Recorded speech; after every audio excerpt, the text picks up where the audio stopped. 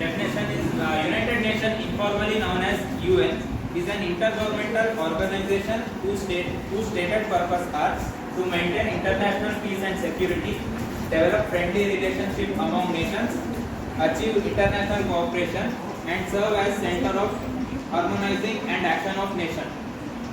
This definition is a bit long, but we can remember and understand easily by seeing their history and formation, how UN was formed.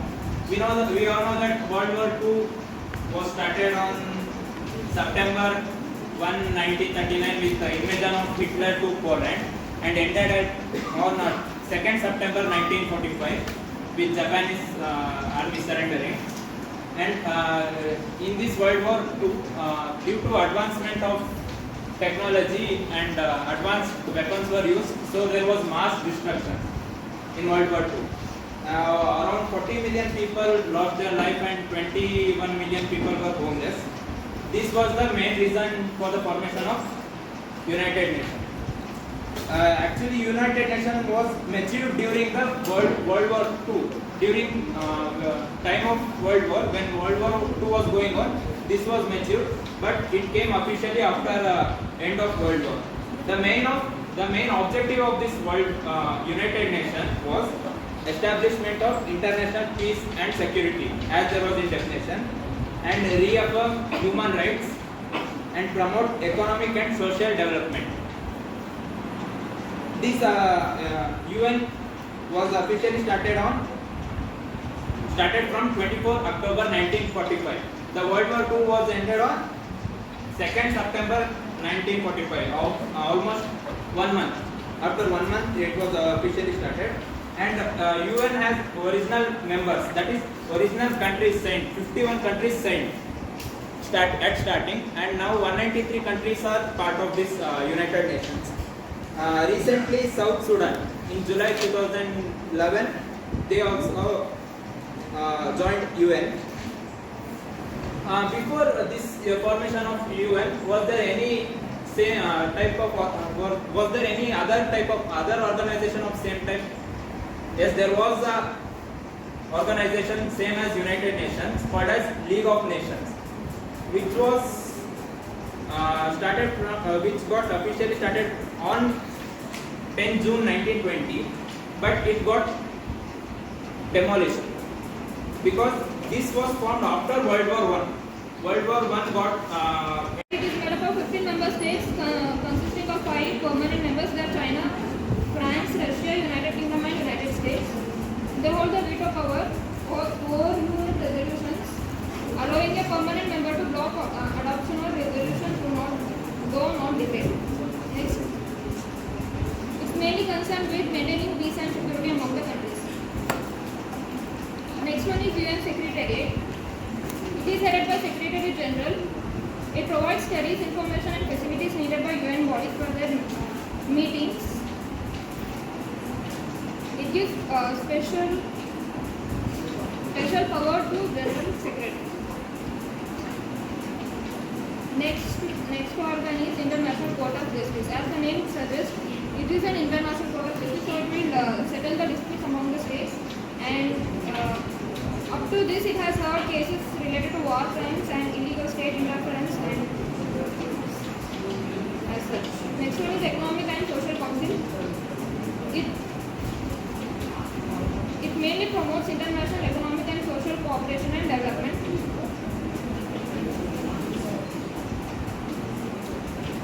Next, okay, and also it is mainly focused on the indigenous issues and NGOs, also towards the sustainable development and sustainable forest management, etc. Last one is the Trusteeship Council. Now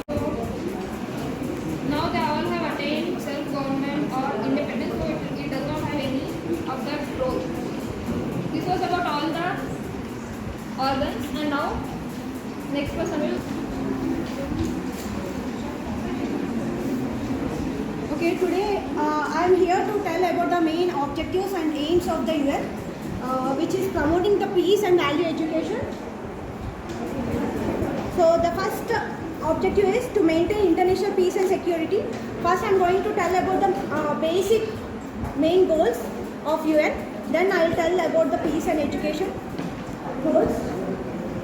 The first one is to maintain international peace and security. The UN does this through a variety of means.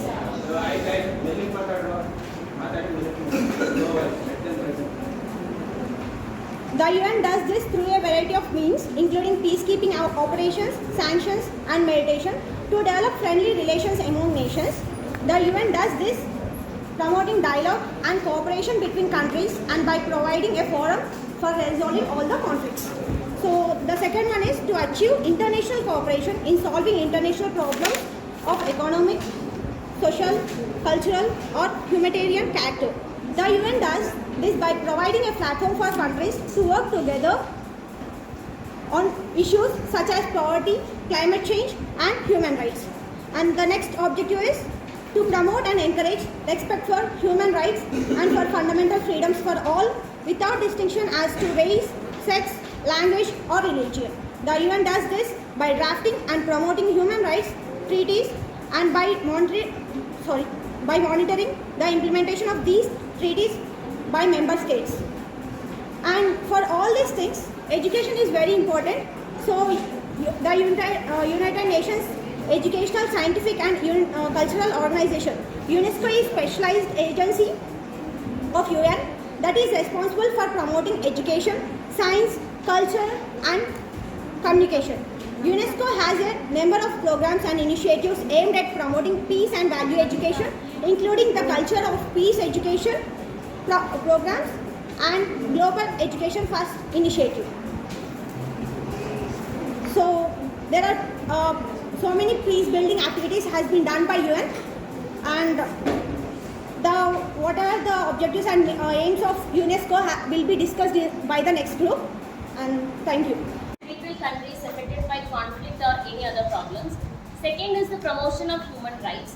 The United Nations has always been at the forefront of promoting human rights globally. United Nations Human Rights Council and various treaty bodies work to monitor and advance human rights standards and address violations worldwide. Third one is the Sustainable Development Goals. The United Nations has implemented several Sustainable Development Goals, and these development goals will cover a broad range of social, economic and environmental issues such as poverty eradication, quality education, gender equality and climate action. The UN encourages member states to work towards achieving these goals and monitor progress through regular reports and global indicators. Fourth one is the promotion of gender equality. The United Nations has always been actively working to promote gender equality and women's empowerment. They have promoted initiatives like He for She campaign aiming to engage men in advocating for gender equality. Fifth one is the important one, that is the humanitarian assistance. The United Nations provides vital humanitarian assistance to millions of people affected by conflict, natural disasters and other emergencies. The United Nations have promoted agencies like United Nations High Commissioner for Refugees, World Food Programme and UNICEF. It delivers aid including food, shelter, healthcare and education to those in need worldwide. And sixth point is the international law and justice. United Nations contributes the development and enforcement of international law.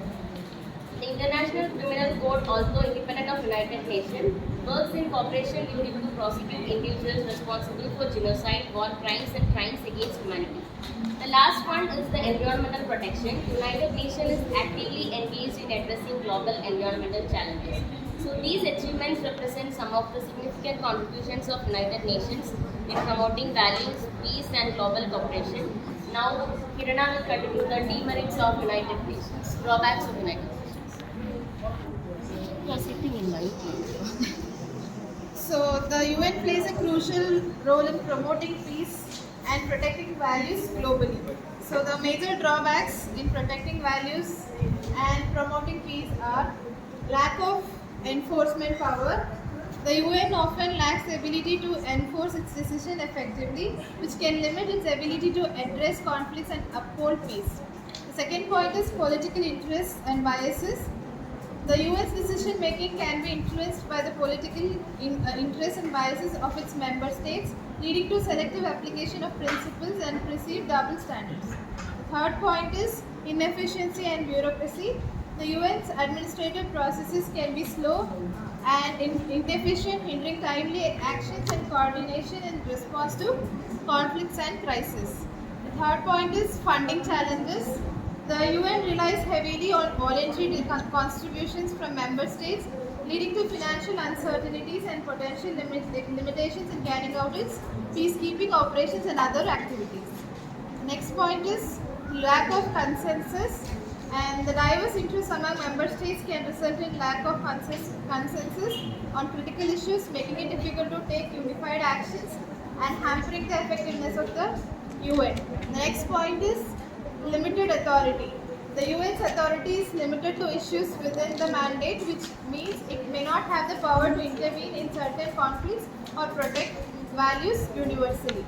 It is important to note that while the UN has drawbacks, it also plays a vital role in promoting peace and values globally. Efforts are ongoing to address these challenges and improve the UN's effectiveness. Thank you.